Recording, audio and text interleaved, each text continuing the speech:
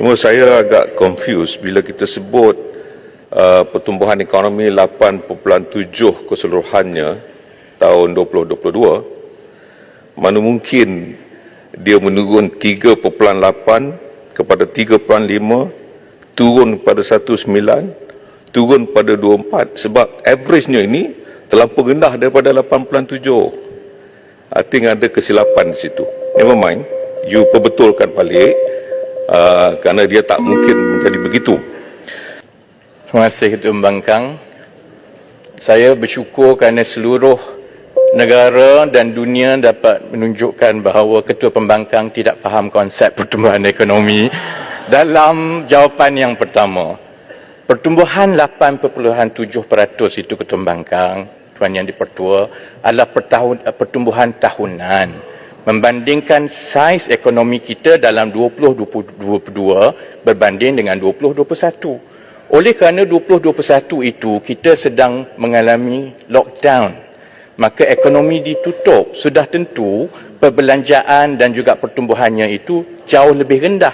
Bila dibanding dengan 2022, dibanding asas yang rendah, jadi nampak lebih tinggilah 8.7%. Tetapi untuk perancangan ekonomi, kita juga kena lihat bagaimana ekonomi tumbuh dari satu suku ke suku yang seterusnya. Yang saya sebutkan tadi, Ketua Pembangkang, adalah kadar pertumbuhan dari satu suku ke suku yang seterusnya sepanjang tahun 2022, kerana itu penting untuk kita tahu adakah ekonomi kita ni semakin menurun ataupun semakin naik. Jadi itu adalah angka rasmi yang telah diumumkan oleh Bank Negara Malaysia dan juga Jabatan Statistik yang telah diterima pakai oleh dunia. Bukan saya yang perlu perbetulkan data, Ketua Pembangkang kena balik perbetulkan pemahaman mengenai pertumbuhan ekonomi.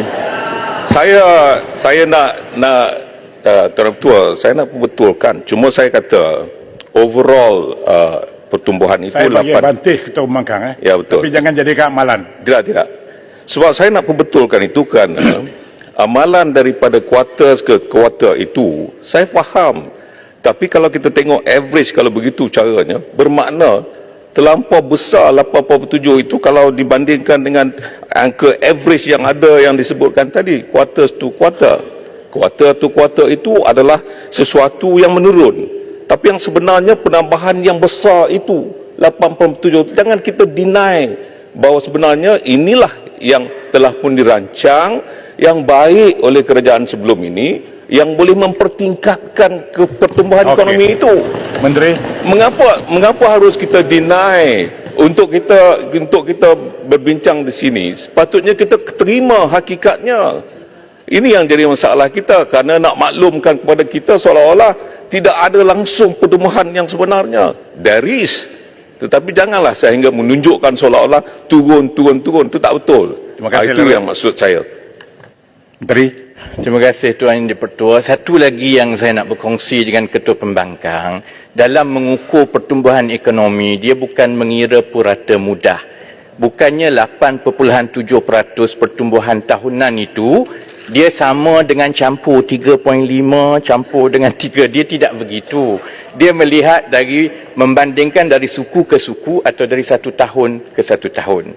Memang pertumbuhan 8.7% itu berlaku. Tetapi seperti yang saya sebut, asas pertumbuhan dan juga saiz ekonomi kita dalam tahun 2021 itu kecil kerana ekonomi ditutup. Dan yang keduanya, saya rasa kita tak boleh benar perdebatan begini. Ini bukan debate, ini pertanyaan soal jawab. Kita bertangan, tak pasal handle. Dan yang keduanya ialah yang kita juga kena perlu tahu bahawa pertumbuhan 8.7% itu yang disebut oleh Ketua Pembangkang adalah hasil daripada suntikan wang yang sebegitu besar daripada sektor awam dan juga dana-dana kerajaan melalui bentuk bantuan, juga suntikan KWXP dan sebagainya, yang sudah tentu ada kesan kepada kedudukan kewangan kerajaan. Sebab itu kita tidak boleh leka dengan pertumbuhan 8.7% dalam keadaan kita tahu bahawa dari satu suku ke satu suku untuk 4 suku yang lepas, dia sudah pun menunjukkan penurunan, dan dalam tahun 2023 kita juga akan berhadapan dengan pertumbuhan ekonomi yang lebih perlahan.